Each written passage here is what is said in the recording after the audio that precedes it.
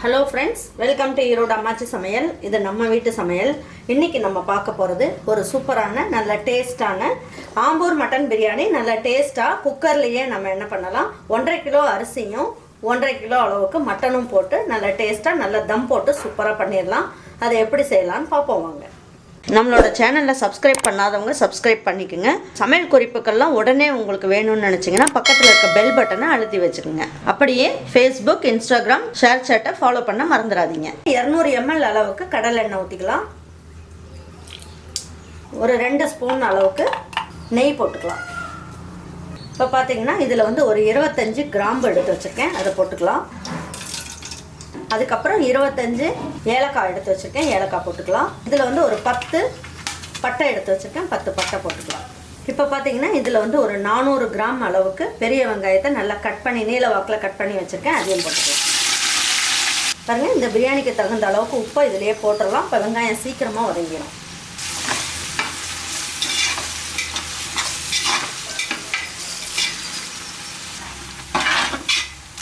வெங்காயம் இந்த அளவுக்கு வதங்கினா போதும். பாருங்கள், 150 கிராம் அளவுக்கு பூண்டு போட்டுக்கலாம். நல்ல பேஸ்ட் மாதிரி தனித்தனியாக அரைச்சி போட்டுக்கலாம்.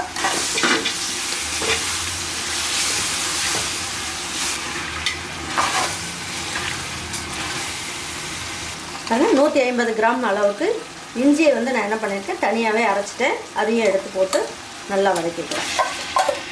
இது ஒரு 5 நிமிஷத்துக்கு நல்லா வதக்கிக்கோங்க, அப்போ தான் நல்லாயிருக்கும். இஞ்சி பூண்டு பேஸ்ட்டில் இந்த எண்ணெய் ஊற்றின எண்ணெயெல்லாம் கொஞ்சம் கசிஞ்சு வர ஆரம்பிக்குது. இந்த ஸ்டேஜ் இருந்தாலே போதும். நல்லா இஞ்சி பூண்டு நல்லா வதங்கிருச்சுன்னு அர்த்தம். 30 காஞ்ச மிளகாயை எடுத்து நல்லா தண்ணியில் போட்டு நல்லா சுடுதண்ணியில் போட்டு நல்லா ஊற வச்சுட்டேன். ஊற வச்சு நல்லா பேஸ்ட்டு மாதிரி அரைச்சி வச்சுருக்கேன். 1.5 கிலோ அப்படின்னும் போது நம்ம என்ன பண்ணலாம், 6 ஸ்பூன் அளவுக்கு போட்டுக்கலாம். 2, 3, உங்களுக்கு காரத்துக்கு தகுந்த மாதிரி கூடவோ குறைக்கவோ பார்த்துக்குங்க. பாருங்கள், வெங்காயம் 400 கிராம் அளவு, அதே மாதிரி தக்காளியும் 400 கிராம் அளவு போட்டுக்கலாம். இப்போ இந்த தக்காளி எல்லாமே நல்லா வதங்கணும். இப்போ வந்து நம்ம இப்போ கொஞ்சம் லேசாக மூடி வச்சோம்னா சீக்கிரமாக வதங்கிடும். அதனால் இந்த குக்கர் மூடியவே இந்த மாதிரி மூடிக்கலாம். பாருங்கள், இப்போ நல்லா ஒரு 2 நிமிஷம் ஆயிடுச்சு. இப்போ எடுத்து பார்க்கலாம். எண்ணெயெல்லாம் கசிஞ்சு வந்துருச்சு. இப்போ நம்ம எடுத்து வச்சுருக்க கொத்தமல்லி கட்டு இருக்குங்களா, இந்த கைப்பிடியில் 2 கைப்பிடி அளவுக்கு போட்டுக்கலாம். புதினாவும் அந்த மாதிரி நம்ம இலை மட்டும் எடுத்து இந்த மாதிரி எடுத்திங்கன்னா 2 கைப்பிடி அளவுக்கு எடுத்துக்கலாம்.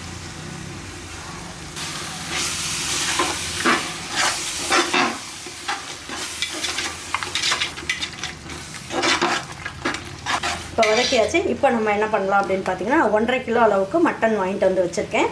கொஞ்சம் எலும்பும் சதையுமா கொஞ்சம் கொழுப்பு எல்லாம் போட்டு வாங்கிட்டு வந்திருக்கேன். அதே மாதிரி எடுத்து நீங்களும் போட்டுக்கோங்க.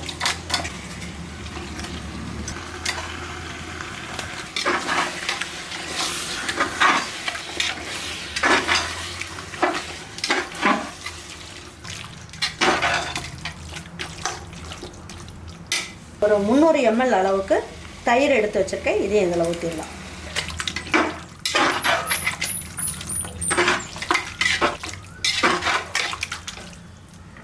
எலுமிச்சம்பழம் வந்து 1.5 எலுமிச்சம்பழம் எடுத்து சாறு எடுத்துகிட்டு விதையெல்லாம் எடுத்துகிட்டு வச்சுருக்கேன், இதையுமே இதில் ஊற்றிடணும்.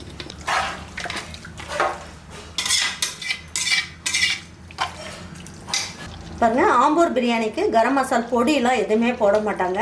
ஆனால் நான் என்ன பண்ணுவேன், நான் அந்த மாதிரி செஞ்சால் எனக்கு கொஞ்சம் மசால் பத்தாத மாதிரி இருக்குது. அதனால் நான் கொஞ்சமாக போட்டுக்கிறேன். உங்களுக்கு வேண்டாம்னா நீங்கள் அவாய்ட் பண்ணிக்கலாம். பாருங்கள், ஒரு பிஞ்ச் அளவுக்கு மட்டும் போட்டால் போதும், ரொம்ப போடணும்னு அவசியம் இல்லை.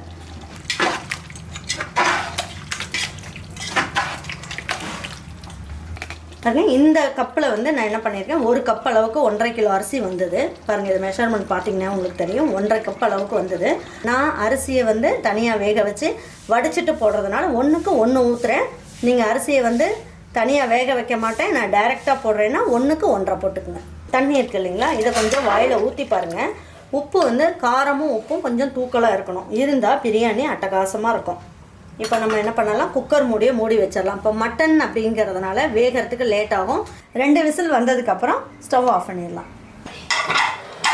பாருங்கள், இப்போ தண்ணியெல்லாம் நல்லா கொதிச்சிட்ருக்கு. இந்த டைமில் நம்ம என்ன பண்ணலாம், நான் 1.5 கிலோ அரிசியை நல்லா தண்ணியில் ஒரு அரை மணி நேரம் நல்லா ஊற வச்சிட்டேன். இப்போ இந்த தண்ணி வந்து என்ன பண்ணணும், நல்லா தாராளமாக இதில் வந்து கொஞ்சம் நேரம் வேகணும். ஒரு 3 நிமிஷத்துக்கு இது வெந்தால் போதும். ரொம்ப நேரம் வேகணும்னு அவசியம் கிடையாது. அது மாதிரி இந்த தண்ணி ஊற்றி நீங்கள் வேக வைக்கிறதும் மெஷர்மெண்ட் எதுவும் இல்லை. நல்லா வேகிறதுக்கு தளதளன்னு வேகிற அளவுக்கு தண்ணி இருந்தால் போதும். இப்போ வந்து நல்லா வேகட்டும். இது ஒரு 3 நிமிஷம் மட்டும் வெந்தால் போதும். எதுக்காக இந்த மாதிரி வந்து நம்ம தண்ணியில் போட்டு வேக வைக்கிறோம் அப்படின்னா, இது வந்து நமக்கு அந்த கஞ்சி பதம்லாம் இல்லாமல் தண்ணி வந்து சாதம் வந்து ஒன்றோட ஒன்று தண்ணி கோத்துக்கிட்டு இல்லாமல் நல்லா ட்ரையாக கடையில் கிடைக்கிற மாதிரியே இருக்கும். பாருங்கள், இந்த அளவுக்கு வெந்ததுன்னா போதும். ரொம்ப வேகணும்னு அவசியம் இல்லை. பாதி அளவுக்கு, ஒரு கால்வாசி அளவுக்கு வெந்துருச்சு. இப்போ இந்த அளவுக்கு இருந்தால் போதும். இப்போ உடனே எடுத்து இதை தண்ணியெல்லாம் வடிச்சிடலாம்.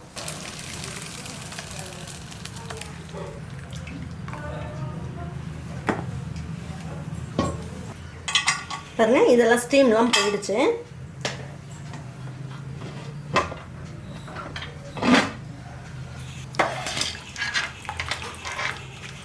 பாருங்க, மட்டன்லாம் நல்லா வெந்துருச்சு. இப்போ தண்ணியும் இதுக்கு தேவையான அளவுக்கு நம்ம பார்த்துட்டு இதிலே ஊற்றியாச்சு. இப்போ நம்ம வடித்து வச்சுருக்கோம் இல்லைங்களா சாதம், அதை எடுத்து இதில் போட்டுடலாம்.